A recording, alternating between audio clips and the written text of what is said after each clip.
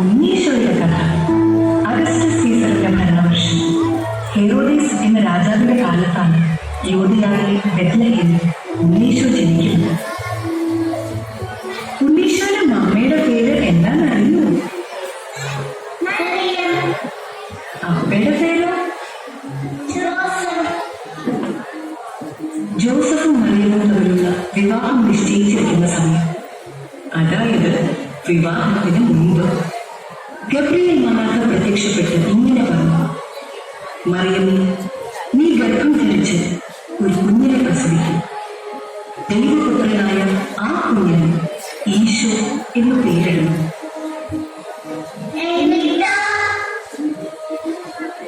എന്നും ദൈവത്തിന്റെ ഇഷ്ടം മാത്രം ആഗ്രഹിച്ച അമ്മ പറഞ്ഞു: ഇതാ കർത്താവിന്റെ ദാസി, നിന്റെ വചനം പോലെ എന്നിൽ നിറവേറട്ടെ.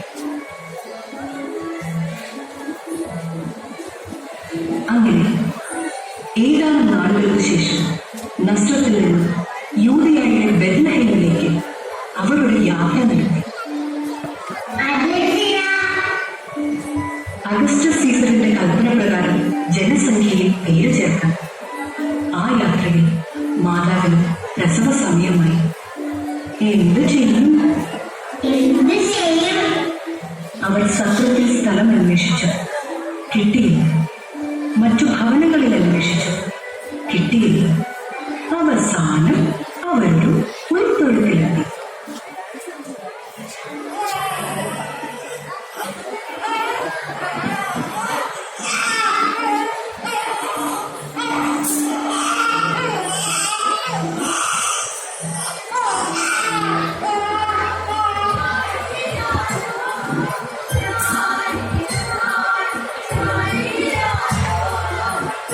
മാതാവ് ഈശോയെ വെള്ളക്കാഴ്ചയിൽ പൊതിഞ്ഞ് പുൽത്തൊട്ടിയിൽ കിടത്തി.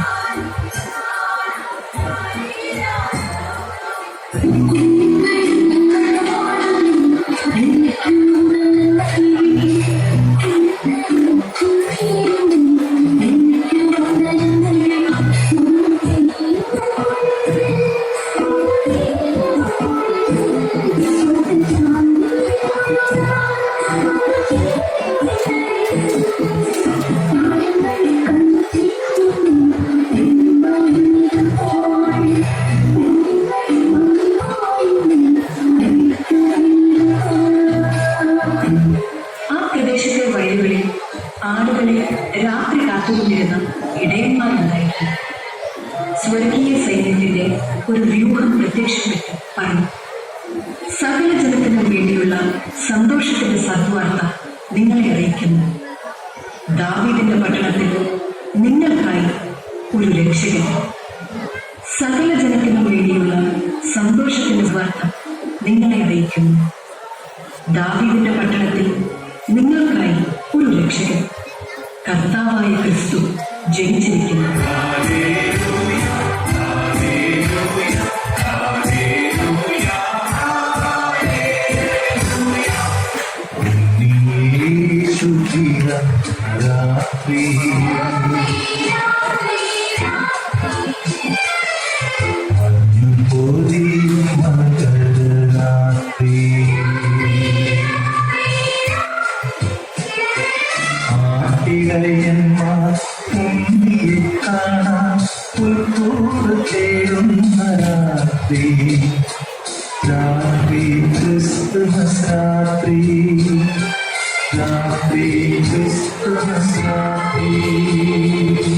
അവരാണ് ഉണ്ണീശോയെ ആദ്യം കണ്ടത്.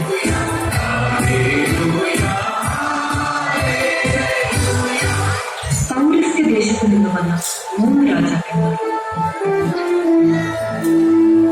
അവരും ഉണ്ണിയെ തേടി ജെറുസലേമിലെത്തി.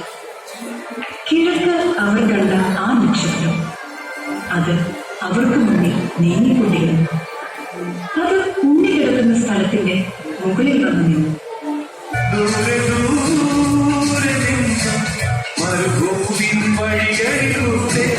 ഒരു കാലിത്തൊഴുത്തു തേടി 3 രാജാക്കന്മാരെത്തി.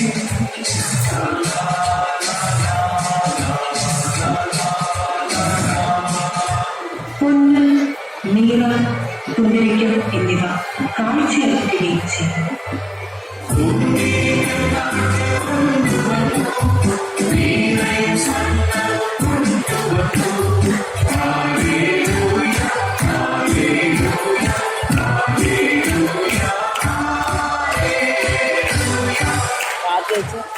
സന്മനസ്സുള്ളവരെയാണ് ഈശോ എന്ന്. നല്ല മനസ്സുണ്ടാവട്ടെ എന്റെ കുഞ്ഞിന്. എന്തെന്നാൽ സന്മനസ്സുള്ളവർക്കാണ് സമാധാനം.